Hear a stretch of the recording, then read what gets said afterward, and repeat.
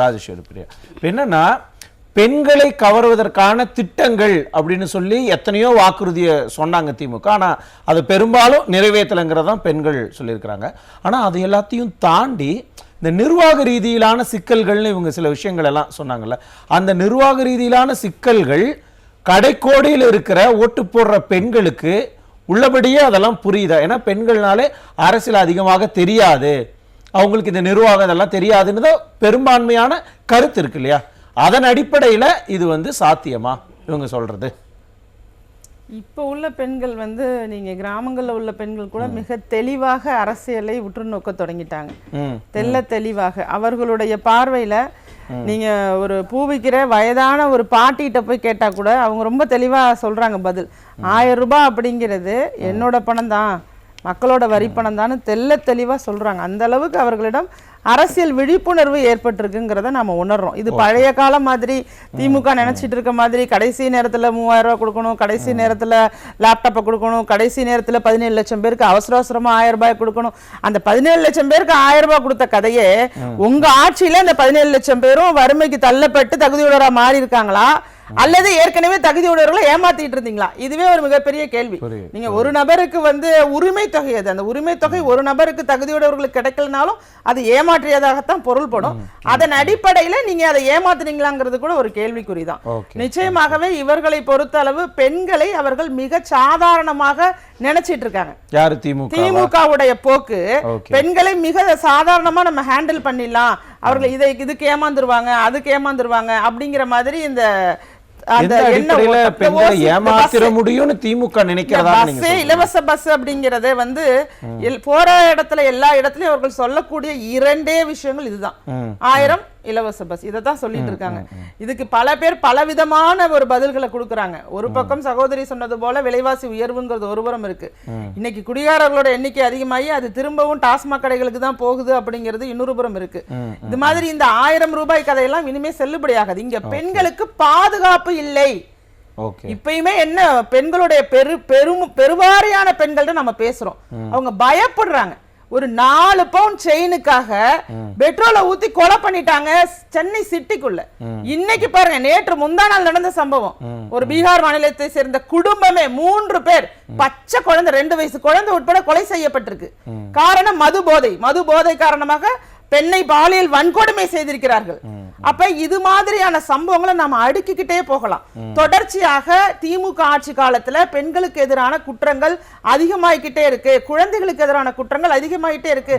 இது அவர்களுடைய ஆணையமே, மகளிர் ஆணைய தலைவரே சொல்லிட்டாங்க, அந்த அம்மாவே சொல்லிட்டாங்க, குமாரி அவர்களே சொல்லிட்டாங்க, பெண்களுக்கு எதிரான குற்றங்கள் அதிகமாயிட்டு இருக்குன்னு. அப்ப என்ன காரணம்? இதை ஏன் நீங்க தடுக்கல? இதை தடுப்பதற்கு என்ன நடவடிக்கை எடுத்தீங்க? அண்ணா பல்கலைக்கழகமா இருக்கட்டும், கோயம்புத்தூர்ல விமான நிலையமா நடந்த சம்பவமா இருக்கட்டும், இன்னும் நம்ம பள்ளிக்கு போன ஆசிரியையை பள்ளிக்குள்ளே வச்சு வெட்டி கொலை செய்யறது, ஒருதலை காதல்னு சொல்லி மாணவியை கழுத்தை வெட்டி கொலை செய்தது, எவ்வளவு சம்பளம் 8 வயது எவ்வளவு சம்பவங்கள், 8 வயது சிறுமியை கஞ்சா போதையில கொலை செய்தது, இது மாதிரி நிறைய சம்பவங்களை அடுக்கிக்கிட்டே போகலாம். அப்ப பெண்கள் என்ன எதிர்பார்க்கிறாங்க உங்கள்கிட்டன்னா, நாங்க முதல்ல இங்க வாழணும், அடிப்படையாக பயம் இல்லாமல் நாங்க இங்க வாழ வேண்டும் என்பதற்கு நீங்க என்ன செஞ்சிருக்கீங்க அப்படிங்கிறது தான் பெண்களுடைய முக்கியமான. இப்ப 4.25 வருஷமா அதற்கு ஒண்ணுமே செய்யல அப்படின்னு தான் சொல்றீங்க. இப்ப தேர்தல் நெருங்கிருச்சு, தேர்தல் வந்தாச்சு.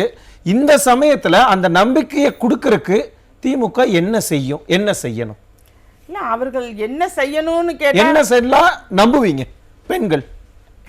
இனிமேல் இந்த 2-3 மாத காலகட்டத்துக்குள்ள இவங்க என்ன செய்தாலும் பெண்கள் நம்ப போறதில்லை.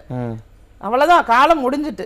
இவ்வளவு நாளா நீங்க எதுவுமே செய்யல. இத்தனை ஆண்டுகளாக ஒவ்வொரு ஆண்டும் குற்றங்களோட எண்ணிக்கை அதிகமாயிருக்கு.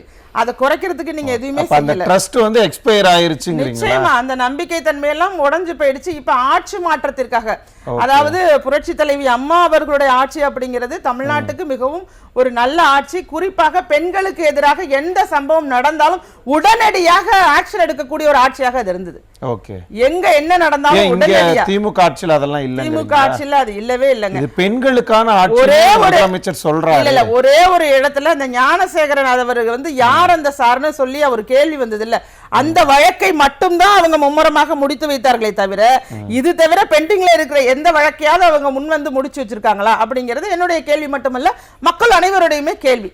அப்ப அந்த இப்ப அதை விட்டுருங்க, புரட்சி தலைவி அம்மா அவர்களுடைய ஆட்சியில எப்படி தமிழகம் இருந்துச்சு, காவல்துறையினர் எப்படி செயல்பட்டாங்க, அவங்க வழக்குகள் பதிவு செய்ததுல இருந்து எல்லாமே இண்டிபெண்டன்சியோட செயல்பட்டாங்க. இன்னைக்கு நீங்க ஒரு பட்டியலின மக்கள் யாராவது பெண்கள் பாதிக்கப்படுறாங்க, நிறைய பேர் பாதிக்கப்படுறாங்க, அதுல குறிப்பாக பட்டியலின பெண்கள் அதிகமா பாதிக்கப்படுறாங்க. அவங்க காவல் நிலையத்துக்கு போய் கம்ப்ளைண்ட் கொடுக்கணும்னா கூட, புகார் கொடுக்க சென்றால் கூட அந்த புகாரை அவங்க எஃப்ஐஆர் பதிவிடுவது இல்லை. காரணம் அங்க திமுக நிர்வாகி, அவர்களுடைய ஈடுபாடு, அவர்களுடைய உத்தரவு இருந்தா மட்டும்தான் அங்க போலீஸ் ஸ்டேஷன்ல அந்த கேஸா எடுத்துக்குவாங்க. அப்ப அந்த நிலை உருவானதுனால ஒட்டுமொத்த பெண்களுக்குமே ஒரு பயம் வந்துட்டு இங்க யார்கிட்ட தான் போறது.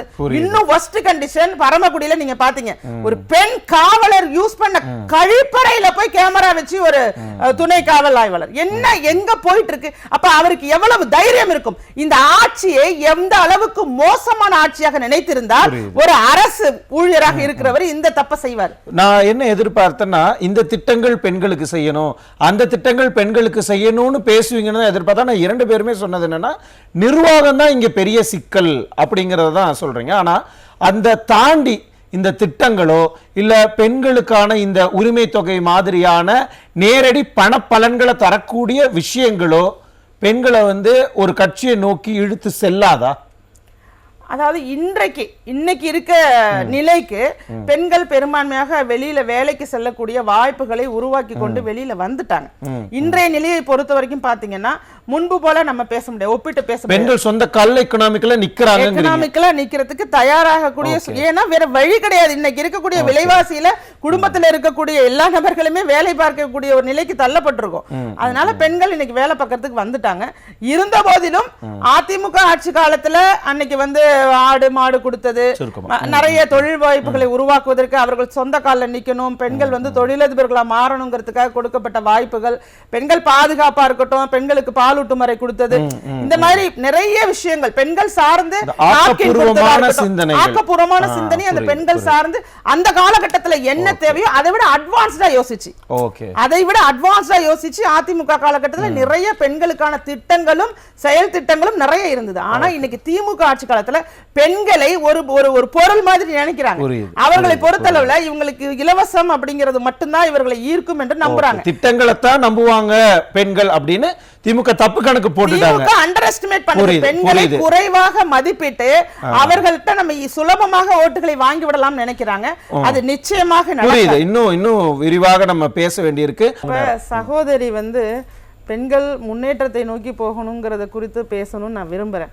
ஆனா அவங்க பேசுறது வேற மாதிரி, திட்டங்கள் அப்படின்னு சொல்ற டாபிக் உள்ளே பெண்களை சுருக்கிடுறாங்க. இன்னொன்னு பொள்ளாச்சி சம்பவம் இருக்குல்ல, அந்த சம்பவம் வந்து அந்த பெண்கள் வாலண்டியரா விருப்பப்பட்டு ஒரு ஆணோட வீட்டுக்குள்ள போன கதை. அதை பத்தி பேசுறதை விட பேச முடியும்.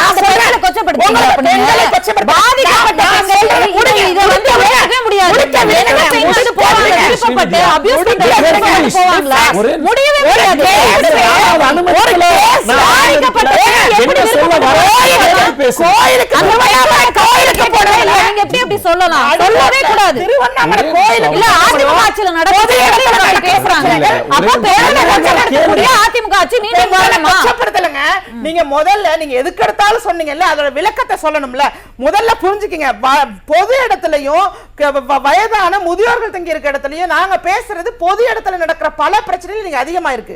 நீங்க பிரச்சனைகளை கிளாசிஃபை பண்ணுங்க, அதுக்கும் சட்ட நடவடிக்கை எடுக்கணும் பேசுறது நாங்க தான். நீங்க போய் என்னோட வீடியோ பாருங்க, நான் அந்த சம்பவத்தை போய் எப்படி பேசியிருக்கேன்னு. நாங்க பெண்கள் பிரச்சனை குறித்து பேசுறது இங்க என்னன்னா, அப்பாவியாக பொது இடங்கள், ஒரு கோயிலுக்கு போற திருவண்ணாமலை கோயிலுக்கு வந்த ஆந்திரா பெண்கள் பாதிக்கப்பட்டாங்களா இல்லையா? அம்மாவும் பொண்ணும் எத்தனை சம்பவத்தை எடுக்க முடியும்? அப்பாவித்தனமாக இன்னைக்கு பஸ்ல போக முடியல, ஆட்டோல போக முடியல, எங்கேயுமே போக முடியல. இது மாதிரியான ஒரு சூழ்நிலை இன்னைக்கு உருவாயிருக்கு. உங்களுக்கு தெரியுமா கோயம்பேடு பஸ் ஸ்டாண்ட்ல எவ்வளவு பிரச்சனைகள் நடந்துருக்கு தெரியுமா? பெண்களுக்கு எதிரான குற்றங்கள் நடந்துருக்கு தெரியுமா? நீங்களும் பத்திரிகையாளர் தானே. அன்னைக்கு பெண்களுக்கு எதிரான பப்ளிக்ல நடக்கிற குற்றங்களை கட்டுப்படுத்த திமுக தவறிட்டு, காவல்துறை சரியான முறையில செயல்படல. நீங்க திட்டங்கள் அப்படிங்கிறது கூட முழுமையாக பெண்களை சென்றடையல. அந்த திட்டங்கள் அப்படிங்கிற இடத்துல கூட இப்ப தாலிக்கு தங்கம் திட்டம் அப்படிங்கிறது பவுனோட விலை ஏறுது. ஆனா இவர்கள் அதிலேயே கணக்கு போட்டு எப்படி விஞ்ஞான ஊழல் செய்வாங்க கொடுப்பாங்களோ அதே மாதிரி குறுக்கு வழியில எப்படி சில திட்டங்களை ஏமாற்றி கொடுக்க முடியுமோ எல்லா இடத்திலுமே ஏமாற்று வேலை மட்டுமே கையில எடுத்து பார்க்கலாம். அந்த ஏமாற்று இல்ல, பெண்கள் உயர்கல்விக்கு போகணும்னு நினைக்கிறது வழியா, பெண்கள் நாளைக்கு தங்க திட்டத்தை உயர்கல்விக்கான அதிகாரம் மாத்திருக்காங்க. அது